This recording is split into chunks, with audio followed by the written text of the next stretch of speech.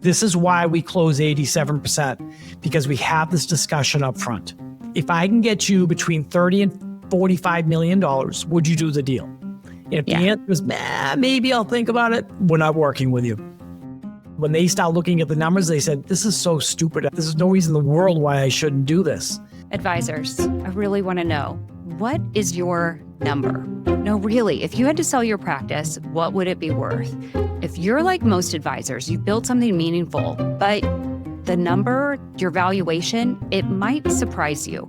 Today's episode is for every advisor who has spent years in the trenches and wants to make sure that they don't leave money on the table when it's time to exit. My guest today is the guy that advisors call when they're ready to sell and ready to win. Scott DiGiammarino, or everyone calls him Dij or DG, is the founder of JPTD Partners, a boutique consulting firm that has helped countless RIAs, hybrids, and insurance agents even maximize their valuation and find the right fit buyer. Think private equity, M&A, the kind of deal flow that most advisors sort of know about, but don't really know about. He's a former CEO, he's a TED speaker and a Boston sports fan. He even made a cameo on House of Cards. Welcome to Advisors Off Script. Let's get into it. I want to set the stage with, who you are, what does JPTD do? And then I really want to dive into talking about valuations and exits for advisors and how they can maximize. That's really the whole point of today's conversation. Shelby, first of all, thank you for having me. I'm excited to be here. I get almost 40 years of financial services experience. So I was an advisor for a number of years. I got into leadership at the old American Express Financial Advisors. I basically ran the Mid-Atlantic for American Express, which is now, like I said, Ameriprise. I was in charge of about 200 offices and 2,600 financial advisors back in the day. Left to start some entrepreneurial ventures a couple of years ago, but did a bunch of board work in the industry. And then about 6 years ago, a really good friend of mine named Ted Jenkins, who I hired out of Boston College when he was 22 years old, called me, and he was a $2 million RIA in Atlanta. And he's like, dude, I just sold my business for $15 million and I got to stay for as long as I want. I'm like, you got to be kidding me. And so he sold to Warburg Pincus, and I called Warburg and I said, is this true? And they said it was. It was the first time private equity-backed firms were getting involved in buying financial advisor practices. And they asked me if I'd be interested in helping them grow and expand. So that was kind of the genesis of our entire organization. It's such an amazing story. One, that he did that personally, right? And had that experience. And then that you're able now to turn it into an entire consulting and a business that you all run. How many advisors have you all helped over the course of these years? Oh gosh, great question. So we've been in business for like 5-6 years. By the way, JPTD stands for John, Peter, Ted, and like you said, they call me DG or Deej. We're not that creative in terms of branding, Shelby. But we collectively used to run a chunk of the United States for Ameriprise for decades. And we've been friends for 40 years each.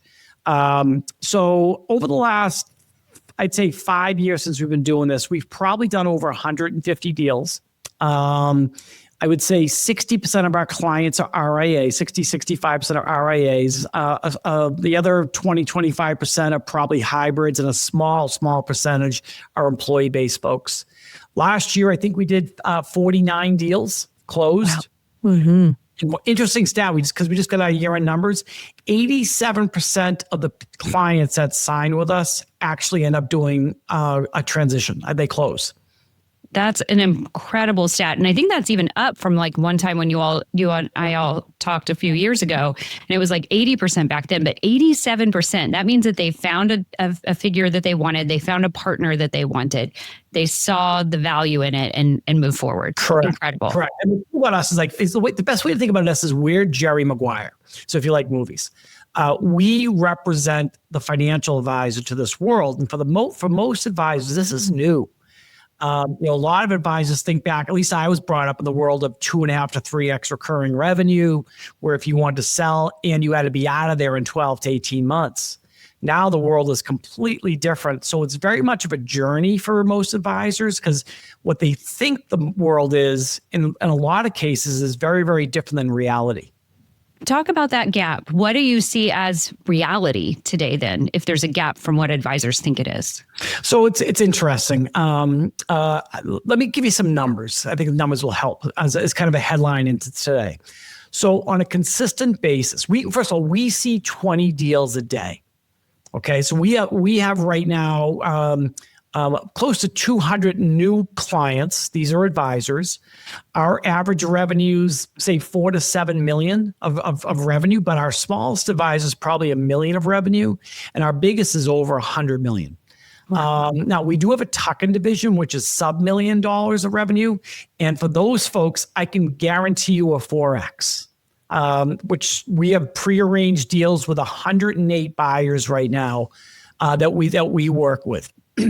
So what's funny about our advisors is a couple things. One is when we first started this, we thought our average age client would be 70 years old. Okay, we thought 70, take a bunch of money, hit the beach someplace, but our average age client is actually 48. Shocking. Right? Shocking. Which means they get a 5, 10, 15-year run on them. So they are sell and stay. They are sell and stay. So we thought originally that most of our clients would come on and be sell and leave. I think we've had maybe out of our 150 some odd deals, 2, maybe 3 clients wanted to leave in 2 or 3 years.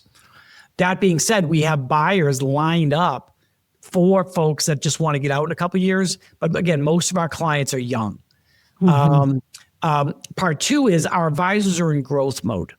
So they either have a history of growth or really want to grow, but sometimes they've hit that ceiling of complexity and they really don't know what to do next in order to double or triple their business without spending a ton of money into the business. And the third thing is and it's funny every one of our clients are not tire kickers.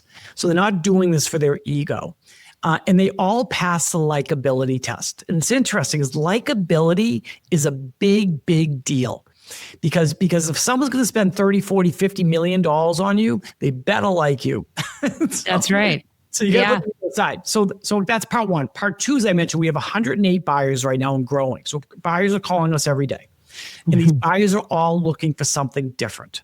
So they structure their deals differently. They're negotiating differently. They have different multiples.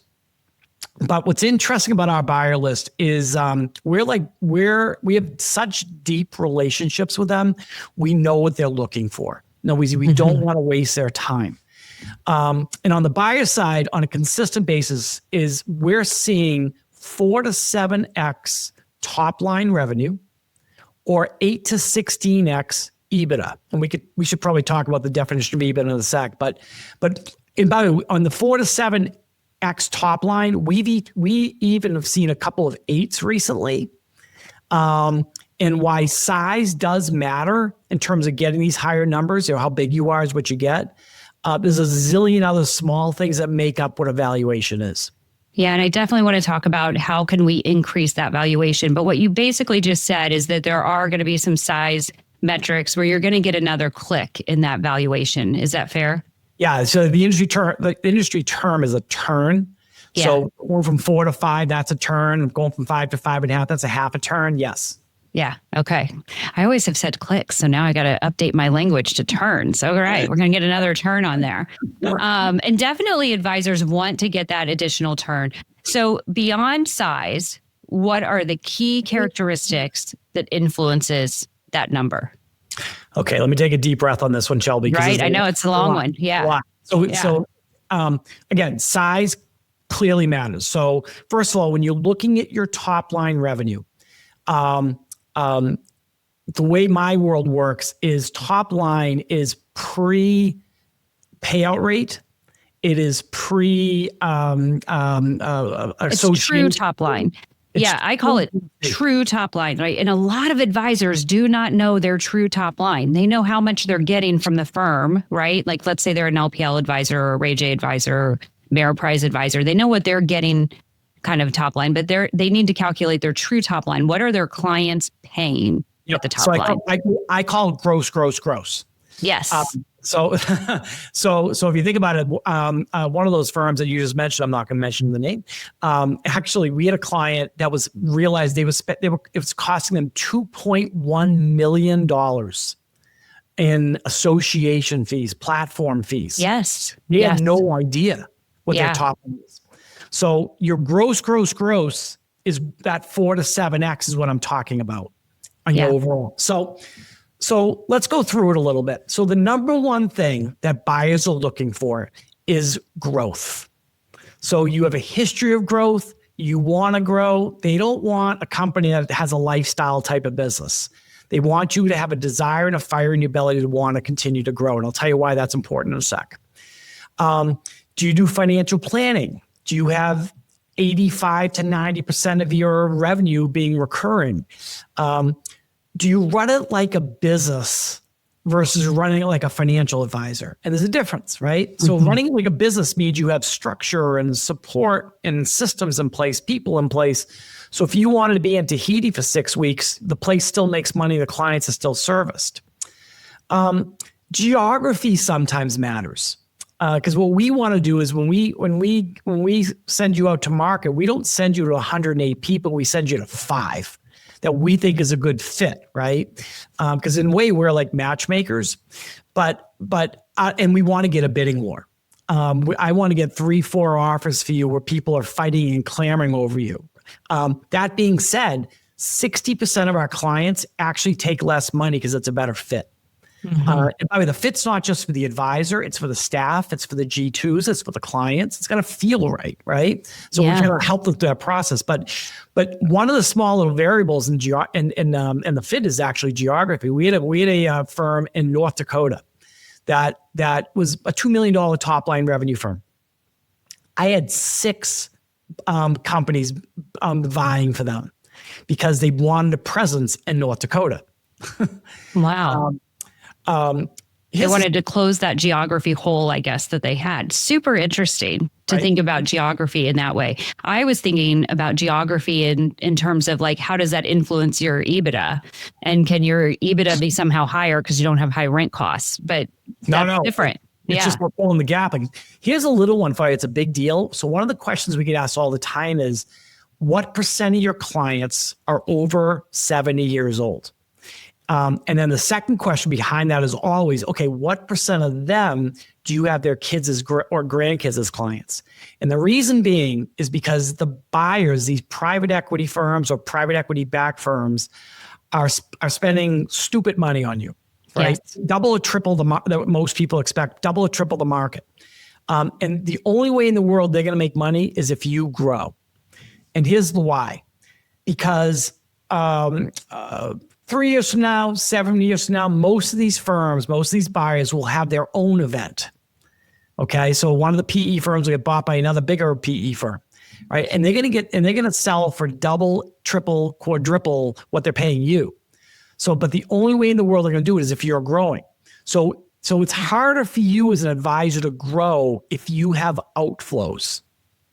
So if you have a bunch of clients over 70 and don't have the kids and they're taking RMDs or the client passes away and the kids take the money and they go to another broker dealer or another RIA, it's harder to grow when you hear the sucking sound of money leaving. So that's a big deal. So anyway, there's a bunch of other things we should talk about today. Small intangible things that people never think about, like some of the gotchas, but those are some of the bigger ones.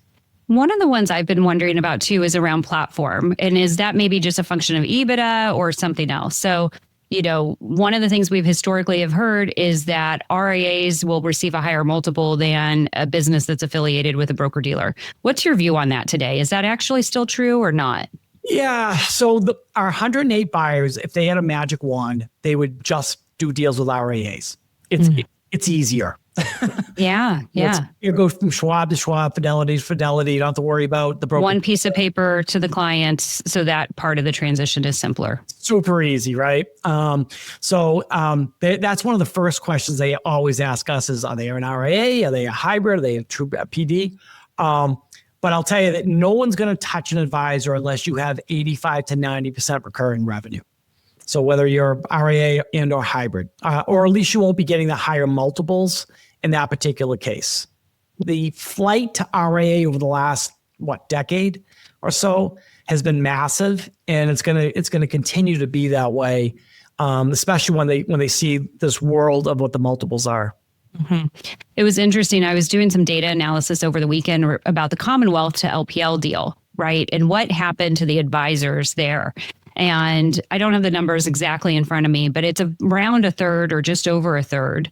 Maybe it's about 40%, I think, actually went RIA centric. Yeah. Meaning they might have a friendly BD, many of them do, but they have gone RIA centric as part of that exit.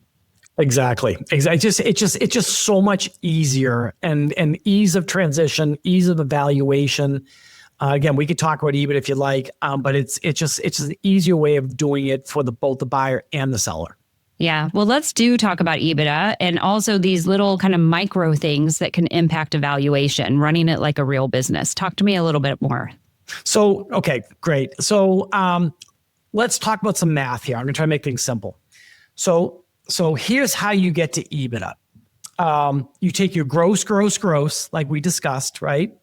Then what you want to do is you want to subtract out your true operating expenses, your true fixed expenses. So this is staff and real estate and marketing and technology and insurance and blah, blah, blah, right? So all your, not your kids' cell phone bills, not your country club fees. Everybody does it. We're not the IRS. But we want your true OpEx. So when you take, and by the way, this is all before you as the advisor makes a dime. Yeah. Okay. Don't put yourself on salary or anything like that. So when you take your OpEx from your gross, that's called EBOC, earnings before owner's compensation, EBOC. To get to EBITDA, which is that 8 to 16x multiple I told you about, you're going to need to take, let's call it, you're going to need to pay someone to run the business. Let's say it's you. You're going to probably take 30% of your gross to pay someone to run the business. So if you're $1 million producer, take $300,000 off of EBOC, and that will get you to EBITDA.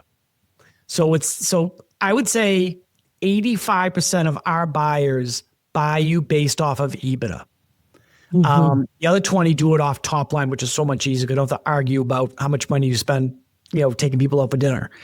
And then to give you some ratios, a good ratio as you're looking at your business, an EBOC number should be 30 to 35% of your gross, right? In terms of expenses. An EBITDA number should also be 30, 35% of your top line. So if you're doing $1 million a year of gross, and your EBITDA is like 350, you're doing great. Now, some people say, I run it lean. Okay? They do.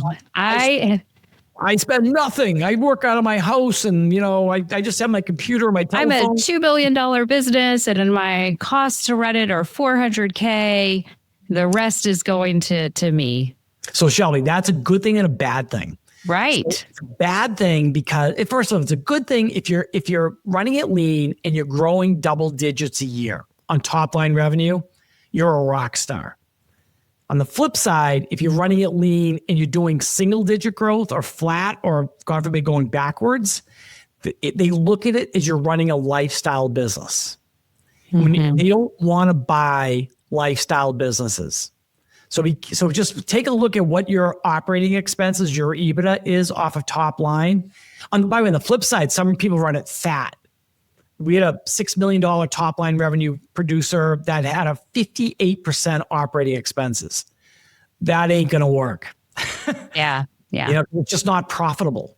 Yeah. I had a client recently that had just too much staff fundamentally, right? Like business was originally larger, not as much came over, staff was a little bit high. We knew we were going to have to grow out of that. Right. And you can make that trade-off for a certain amount of time, but you can't live like that for the long term, both for yourself, but especially for your exit value. Well, and what's interesting about that is that going back to the buyers are going to say something to the effect of, hey, Shelby, If I could free you up a day, day and a half a week, what would you do with your time? Right. And the reason being is because they have infrastructure. Most of them have infrastructure because they want to help you grow.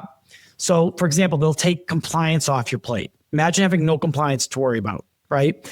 They'll manage the money for you if you want to, which we should talk about. They will do HR. They will do bill pay. They'll do sophisticated digital-based marketing. So they have CPA services, trust services, some of them. So the buyers have such infrastructure that you may not need all that overhead. Okay, when you start looking at it. Yeah, absolutely. What about some of the small things? One of the things I've heard from, even like a Matthew Jarvis and some of his podcasts, I think with Ted, is like even small things like having your books in order can make a difference on your multiples. Well, here's a great example. We just went through this. So we had a client just close, and it took 3 months longer because when was it? 8 years ago, they had a partner as part of an operating agreement who was no longer there.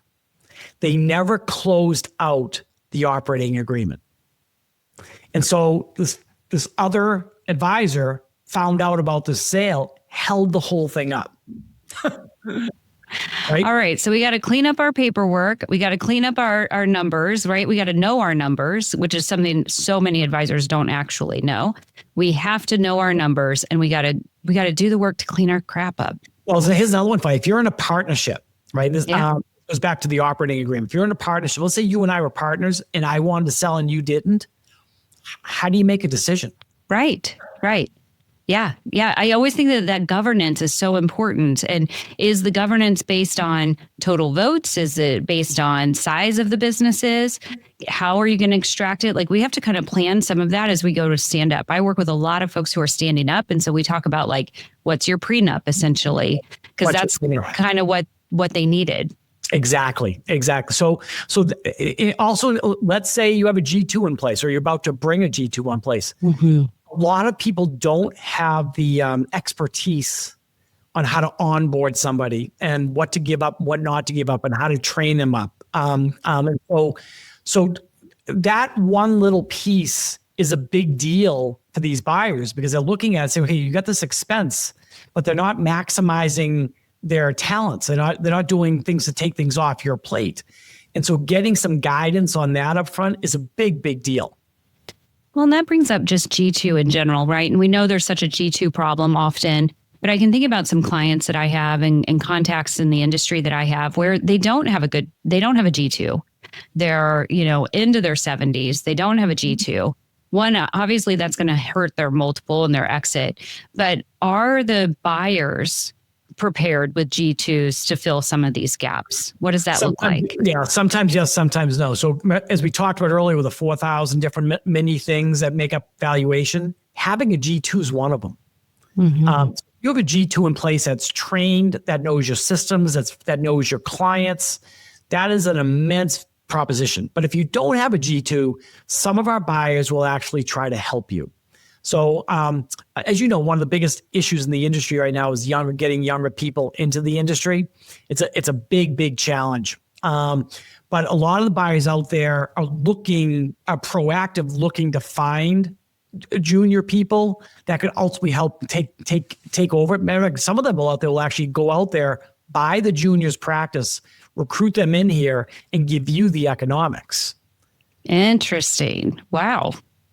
Yeah. So they'll buy the practice. That'll give that person a cash outlay. Then they'll be able to come in and serve this larger practice. Correct. And then as they take it on, they're probably getting some level of salary, and they're sort of staying, the sell and stay, so to speak. The G2 is taking over the business and staying and getting more revenue. That's right. And so it's right. So they'll crush it cash flow wise. Right. So, and by the way, on the, you mentioned salary. Sometimes it's a salary. Most times it's still a payout rate. True. Okay. We'll give you a payout rate ongoing to service the business. Mm-hmm. Yeah. What does that kind of sell and stay look like these days, right? Because there are, a lot of folks, you said the average age of your seller is in their 40s, late 40s. What does it look like when they decide to sell and stay? They're going to get the big multiple, and then what does payout rate look like? Does it look like a wirehouse? Great question. So let's talk about deal structure. Oh yeah, okay. That'll tie right into what you're talking about. So you could do one of four. You could sell your business one of four ways. One is you could do a full sale, sell the whole thing, and decide if you want to stay or decide if you want to go. Another is you could sell a majority. You could sell 51% plus, or you could sell a minority, which is 49%. Or you could do a fractional sale. In other words, I'm going to sell 25% now and live to fight another day. But in all cases, the multiples for any of those four are really the same, to be honest with you. If you do a full sale, it's usually a W-2 deal. Okay. And I'll walk you through an example of what a deal would look like. But a W-2 deal says, here's how I'm getting paid versus how I'm being treated. So most people think of Shark Tank, right? When they're saying, oh my God, they're going to micromanage me. It's like, but when I was a rookie advisor, again, dials, talk to, appointment set, appointment seen. That's not the case at all. The buyers don't have the time, the capacity, or quite frankly, the capability of micromanaging you. They're going to say, Shelby, here's a whole bunch of money. Here's a bunch of support. Go get them, Tiger. They're going to leave you alone. And that's what you want, because they're buying you. They're buying what you've built. They don't want to change it. They want to enhance it. So let me tell you about, and if it's a fractional deal, anything less than a full sale, it's usually a 1099 deal. So if I sold 30%, the buyer will claw back 30% of the revenue. And sometimes they'll pick up 30% of the expense. Sometimes they won't. Sometimes they'll say you're still responsible for 100%. But let's walk through an example. We just closed the deal the other day. It was a $4 million team.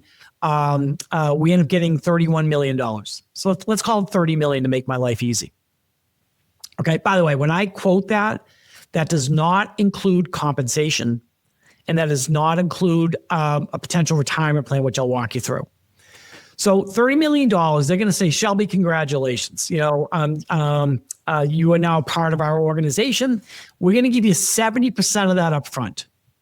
So we're going to give you $21 million upon signing. I'm going to go on vacation. I'm going to have like yours. Right.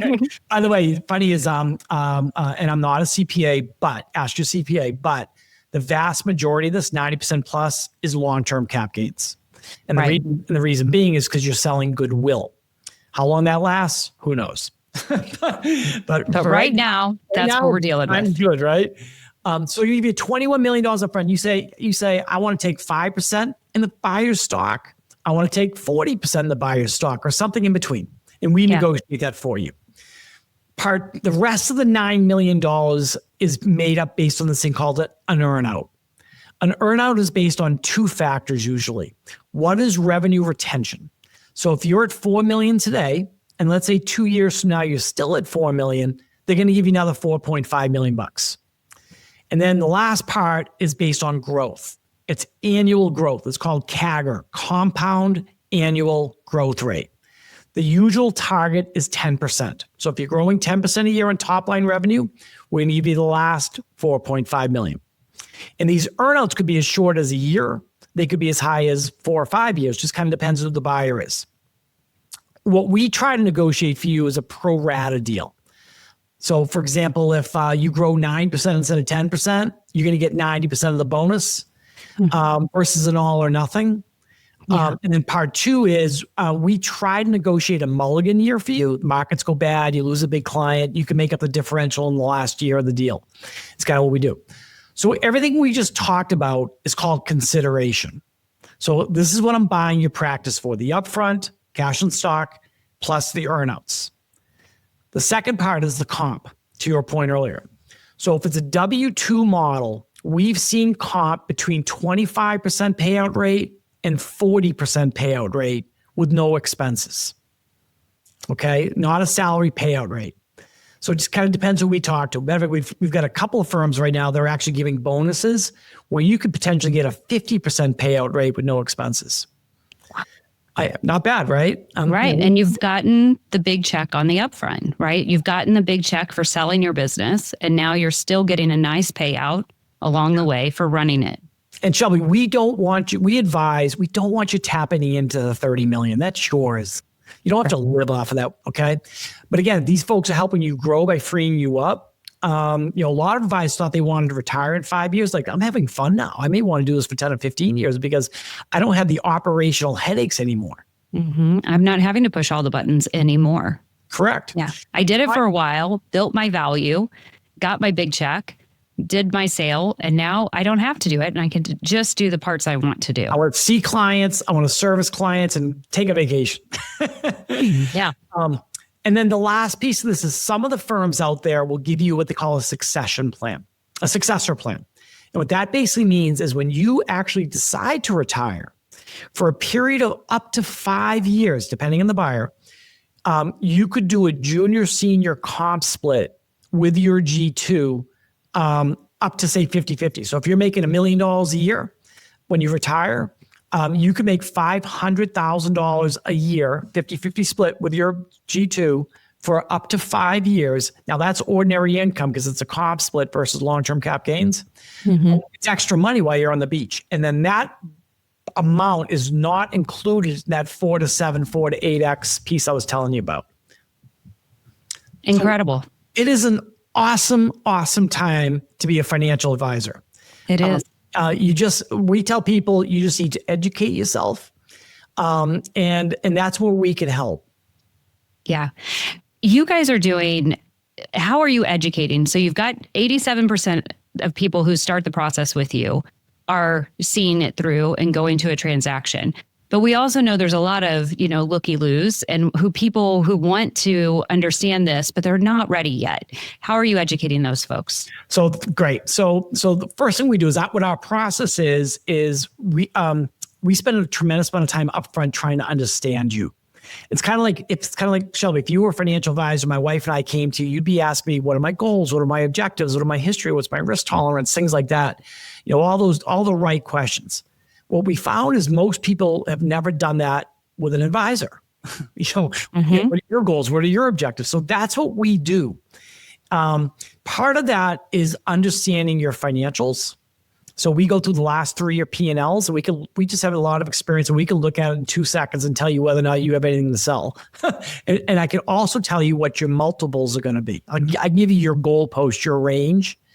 And then if you are interested in it, then we do a wish list.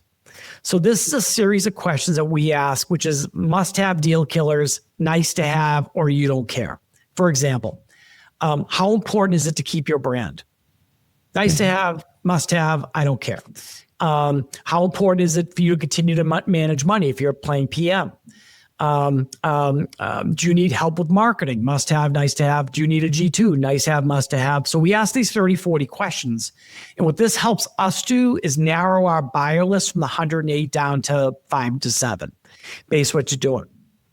Interesting enough, I brought up a couple times, I want to make sure I get it across before I forget. A lot of advisors love to play portfolio manager. They got 15 screens in front of them, and the advice I give my clients is best in class. Nobody can touch it. And that's great. I'm sure you do a great job in comparison to the markets and the indexes. But do you know that most buyers will hold that against you? Huh. Because what they're going to say to you is, Shelby, how much time a week are you spending doing that? And you're like, out of my 60 hours, I'm spending 20 hours a week looking at head and shoulder charts or whatever, or going to JPTD. And they're saying, if you took that time, let us take over the money management. And if you took that time to go spend getting deeper share wallet with your existing clients, or getting new clients, or working on developing your staff, for example, how much more could you grow? Because again, it goes back to our original thing saying growth is everything. Now, there are advisors that love to play PM, and we have buyers that will take that, but the vast majority of them would rather have you let them manage it and you go do your thing. Yeah. They want you out there relationship building and prospecting and meeting with clients. The other reason I would wonder is there's a little bit more compliance risk in that too, 100%. right? Yeah. And there can be other economics that they can fulfill also. So let's talk about some, oh my gosh, I never even thought about that will kill deals. That's happened to us a couple of times. You mentioned compliance. So we had a client, it was a $64 million deal.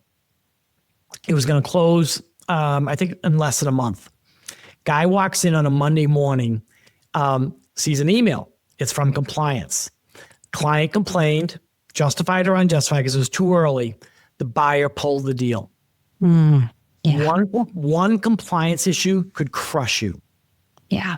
Especially one coming up at the wrong time. This goes back to what, people say, well, I can wait 5 years. Well, one compliance issue that next 5 years could make you untouchable. Mm-hmm. Another one is health. We had a client that it was a big deal, like $100 million plus deal. Worked on it for 3 years with them to get this deal done. Client's getting ready to close, goes in to see his annual physical, stage 4 prostate cancer. Entire deal gets pulled. Heartbreaking. Yeah. Heartbreaking, right? And so it's things like that you don't think about. Is the market going to keep doing what it's doing? Is the tax law going to stay the same? We don't know what the buyers will do when we have a recession. Yeah. Because most of them have never been through it, right? Last was 2008, 2009. And so do they take the money and say, okay, the multiples of buyback are going to drop and we're going to go to veterinarian clinics? We just don't know. Right. It's such a good point. And I'm really appreciative that you brought up health. I've had, I want to say 3 clients in the last 2 years alone that going down the path, about to make a move, do something in their business that was going to dramatically change their business. And either they, as the advisor, got sick, or somebody in their very close set of family, could be a parent, it might have been a child, right, gets sick, and it halts everything. And while you can think about that's just, well, I'm just going to put it on hold. We don't know, to your point, we don't know what the buyer is going to do. We don't know what the deals are going to be. If you were making a move from a captive broker dealer to an independent broker dealer and owning your business today, those checks that they're giving have never been higher than they are right now. Correct. If you're selling your business, those checks have never been higher than they are right now by some of the buyers that you have in your database, right? So we just don't know. Right. Well, and then the other thing that's happening is we're seeing consolidation in the industry from the buyers.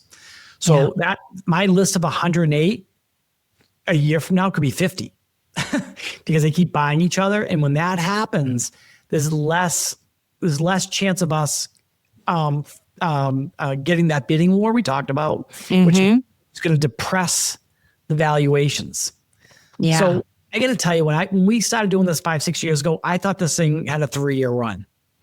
I really did. Now we're 6 years in, and depending on who you talk to, I saw an article the other day said that we're in the 3rd inning of this. But then again, you hear people saying this thing could be done by the end of the year. You just don't know.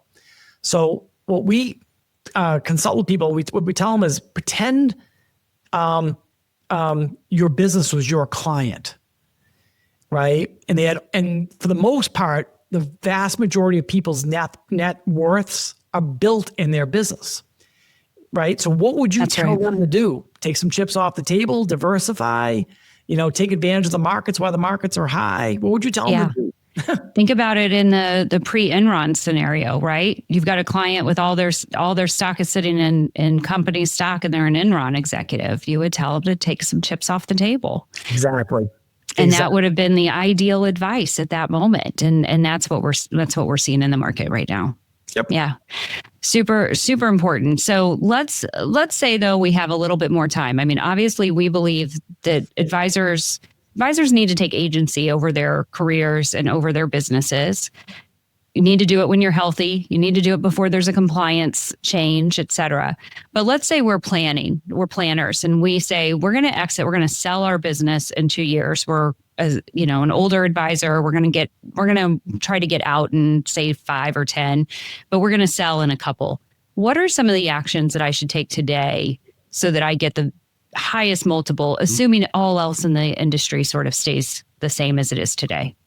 I would say have a mindset of growth. So you whether it's having an organic marketing program.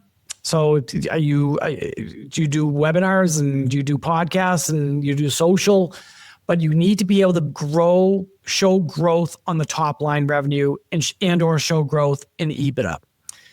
So growth is everything. Growth will get people's attention.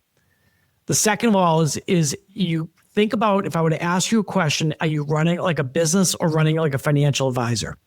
So running like a business will get you more attention in my world versus running like a financial advisor. So the world of selling A shares and B shares and things like that, and just annuities and insurance doesn't play. It has to be recurring revenue. And then the third thing is make sure, to your point earlier, Shelby, get your house in order.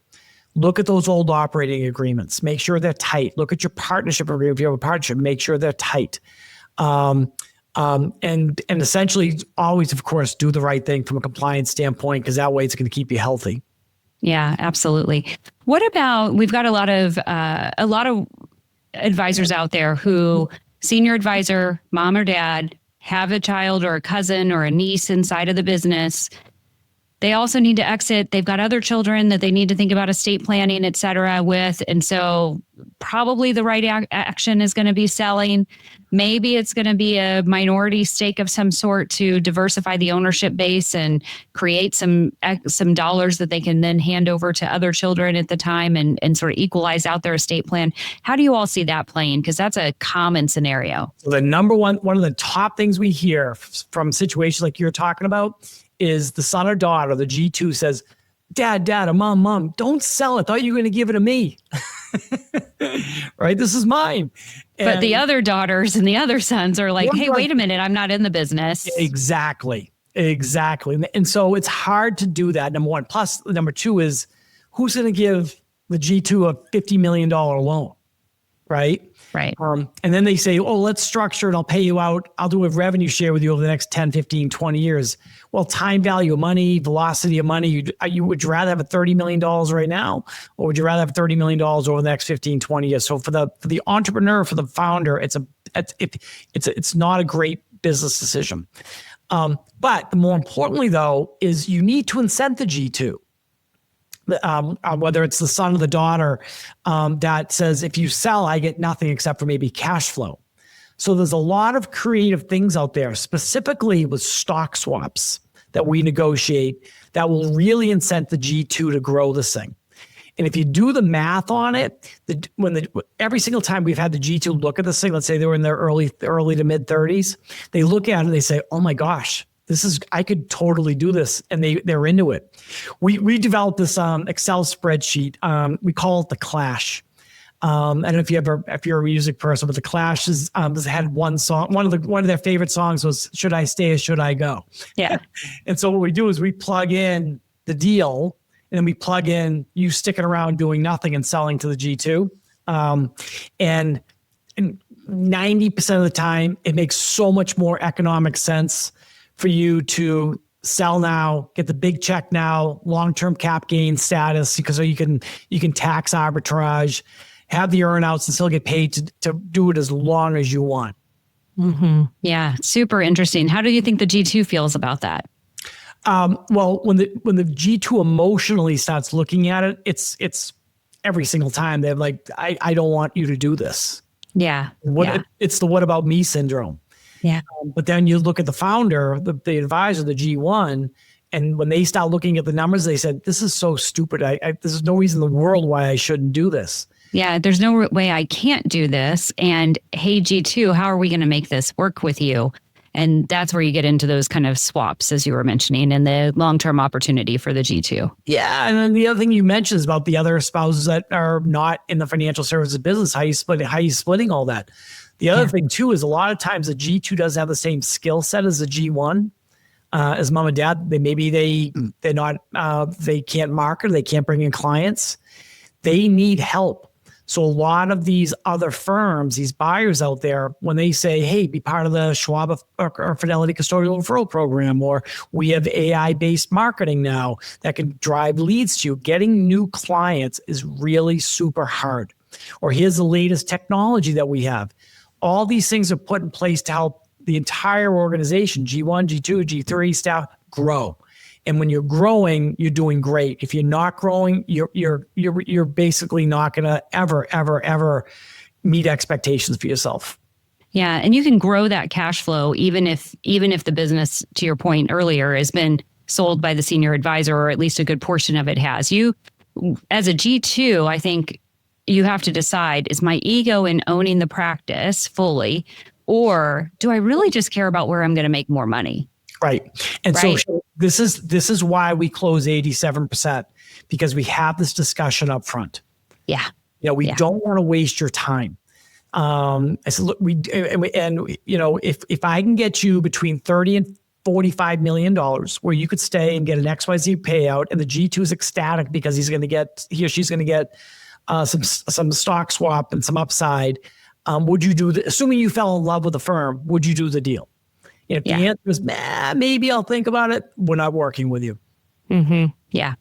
Yeah. Such a good reminder. You are valuing them, they're valuing you and your expertise, and you're putting a value on, hey, my time is worth something here too. And I'm going to vet you as a client also. Love that. It's definitely something we do in our business too. And it's hard to say no, but sometimes we have to. Exactly. Well, that again, a lot, I must say, somebody said earlier, is a lot of